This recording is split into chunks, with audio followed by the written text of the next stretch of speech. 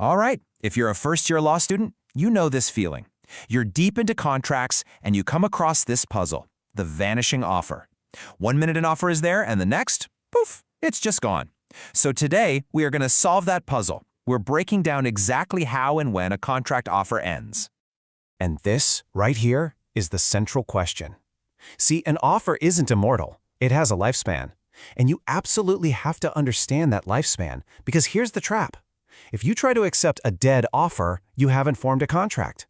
Nope, you've just made a brand new offer back to the person who made the first one.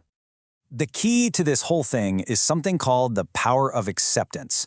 Think of it like this. When someone makes you an offer, the law hands you this special temporary power. With it, you can say, "I accept," and boom, you've created a legally binding contract.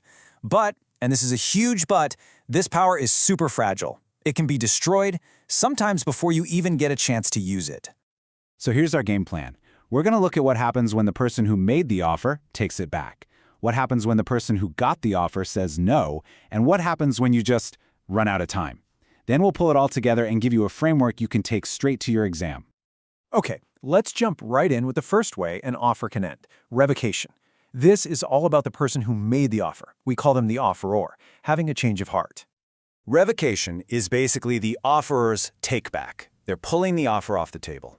Now, the most important rule here is all about timing. A revocation isn't effective when the offeror just thinks about it, or even when they send a letter. It only works, it only destroys that power of acceptance when the offeree receives notice of it. The law works this way to be fair, It protects you if you're acting like an offer is still on the table. So how do you get this notice? Well, there are two ways. Direct revocation is the easy one. The offeror just tells you, flat out, "I revoke my offer." Simple. But indirect revocation, now this is where it gets tricky. And it's a favorite on law school exams. You don't have to hear it from the offeror's mouth. If you learn from a reliable source, say your mutual friend, that they've done something that makes the offer impossible, like they sold the car they offered you to someone else, your power of acceptance is gone. Instantly. But wait, can the offeror always just take their offer back? Well, not quite.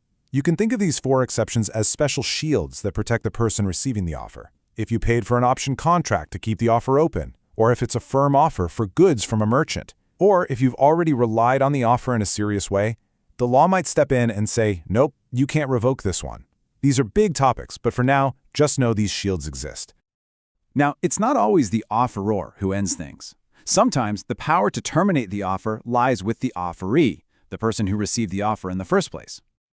This one is pretty straightforward, right? A rejection is a clear no. The second the offeree says they don't want the deal, that offer is dead. Done.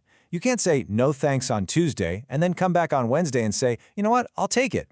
That rejection killed your power of acceptance for good. But, just like with revocation, a rejection isn't always a simple no. A much more common way to reject an offer, and one that is tested all the time, is by making a counteroffer. And the case every first-year law student has to know for this is Normile versus Miller. And here's the golden rule from that case. A counteroffer is a rejection. When you respond to an offer with different terms, like saying, "I'll buy your car for $9,000 when the offer was for $10,000, you're not just negotiating. In the eyes of the law, you have just said no to the original $10,000 deal. This makes sense because it gives the original offerer certainty. They're now free to sell to someone else without worrying that you're going to suddenly pop up and accept the first price. Your counteroffer just killed the original offer and created a brand new one. Now, this brings up a huge distinction you have to know for your exam. Under the common law, which covers things like services or real estate, we have the strict mirror image rule. Your acceptance has to be a perfect mirror of the offer. Any change, even a tiny one, makes it a counteroffer. But when we're talking about the sale of goods, we look to the Uniform Commercial Code, or UCC, and its rule UCC 2-207 is way more flexible.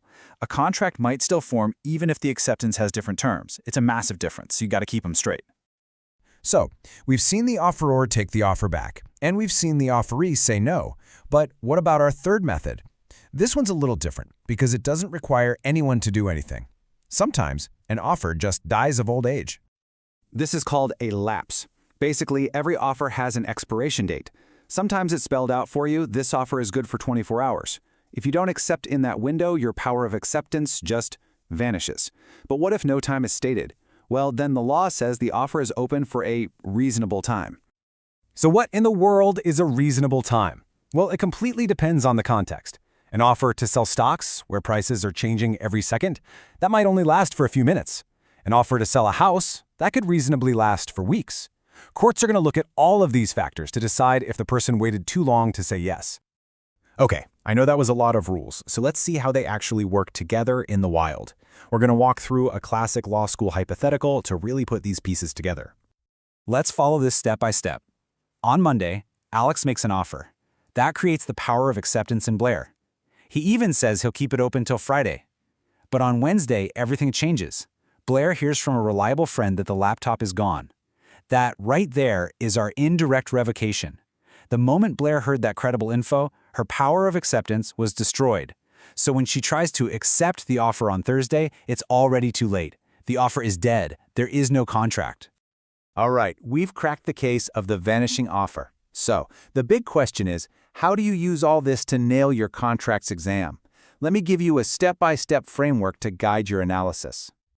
Think of this as your exam day blueprint. First, always identify the parties. Who is the offeror and who is the offeree holding the power of acceptance? Second, ask the key question, has that power been terminated? Third, go through your checklist. Was there a revocation, a rejection, or counteroffer? Did the offer lapse? And finally, step 4, always check for those exceptions that might make the offer irrevocable. Follow these steps every time and your analysis will be rock solid. So there you have it. An offer's power of acceptance can be destroyed in one of 3 ways. The offeror revokes it, the offeree rejects it, or time simply runs out. If you can master these 3 pathways, you have mastered a huge piece of contract formation. But of course, this leads us to the next big question. If the offer is still alive and kicking, what exactly do you have to do to make your acceptance count?